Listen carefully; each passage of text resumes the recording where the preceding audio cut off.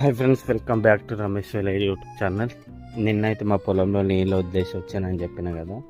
Night అయిందని మా పొలంలోకి అయితే వాటర్ వదిలేసిన వచ్చేసిన ఇంటికి.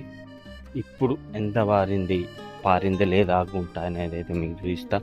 వీడియోని మాత్రం తప్పకుండా లాస్ట్ వరకు చూడండి, ఎంత పారింది అనేది మీకైతే చూపిస్తాను అనమాట.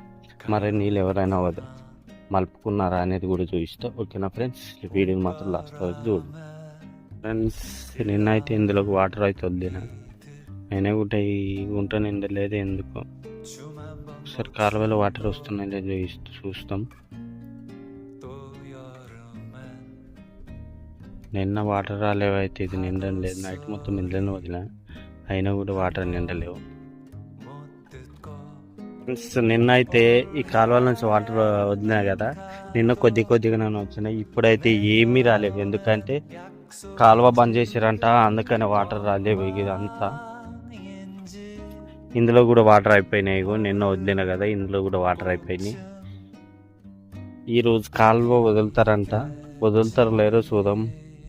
నైట్ వరకు మళ్ళీ వదలకపోతే మళ్ళీ ఇబ్బంది, ఎందుకంటే నాటు మళ్ళా ఎండిపోతుంది అనమాట. అందుకని